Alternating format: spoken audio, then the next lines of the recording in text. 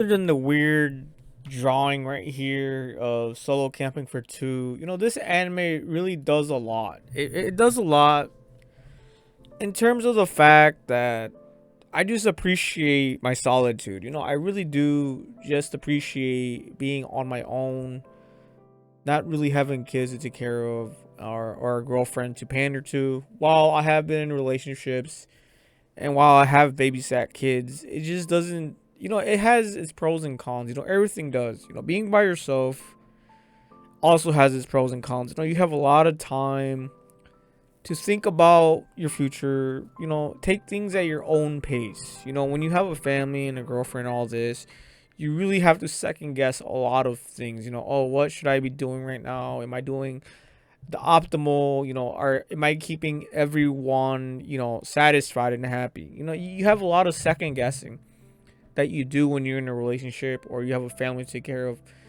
You can always just do the basics and fundamentals, but you're always just trying to do better and better.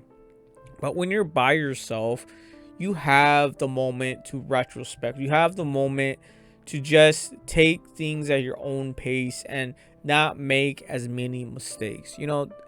And so, in solo camping, it's just so great to watch because not only do you just see them appreciate their time, that they're literally just, out cooking and making their own food, drinking some booze here and there. Just look at this guy. I've never seen someone so happy before, like by themselves. And that's why, you should appreciate it while you have time to be on your own or at least away in solitude. There's gonna be a moment when you do get in a relationship where you do have a family and you're gonna think back on those times of solitude, those times alone.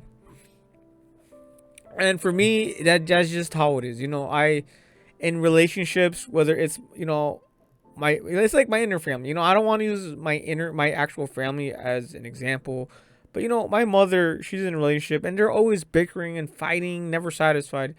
And then my sister's relationship, I have some sisters and they're all in relationships as well, but they're always arguing and bickering and just getting into fights, for petty random bullshit. Meanwhile, I'm not really in a relationship right now. And if I ever do, I would never want to have to be in an argument or a petty relationship if I ever do get in a relationship. But that's most likely never going to happen. People are always going to be unsatisfied. But with yourself, you know exactly what makes you happy. You know exactly your strengths and weaknesses. And you know not to exploit yourself. Like, it's just dumb if you do something that you really, really don't like, other than the wagey. Wagey, everyone has to wagey slave you away. But at the same time, you can still be happy up here. You know what I'm saying? And then when you come back home, you can use that time to, cope a little bit. You know what I'm saying? And it's kind of weird because this whole video is probably just me coping being a fucking incel. Let's be honest here, guys. I'm just oh my god. Oh shit. Every time I think about being in a fucking relationship, it just seems like a giant fucking headache. Oh, you didn't do this, you didn't do that. Hey, can you do this? Can you do that? Like, bro. Ugh. Family can be complicated. Just look at your own families. Nothing ever goes as planned. There's always gonna be someone who's unsatisfied. Like, why can't people just be fucking happy? But if you are in a relationship and you never bicker, you never argue, you obviously gotta talk and you know, and figure shit out. That's just common. You're gonna get into trouble and you guys gotta figure it out. You're gonna weather the storm. But when you're weathering the storm, you're gonna be happy doing it. But anyways, guys, solo camping after 15 episodes is just making me appreciate the solitude that I have. Of course, I am gonna be looking for my own Shizuka, but that's the great thing about Shizuka, right? She appreciates the boundaries. They when they both go solo camping, she goes her way, he goes his way. They're kind of like in an open relationship, kind of. It's kind of weird, when I think about it. But it's like they have their boundaries and they're happy with them. They're just so happy, and then there's no arguing, there's no bickering.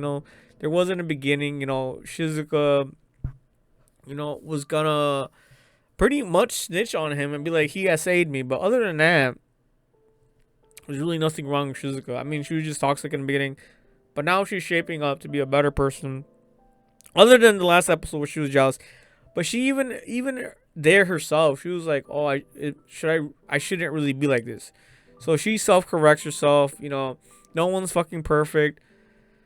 Oh Lord, man. But yeah, this just makes me appreciate the fact that I don't have to deal with any of that bullshit.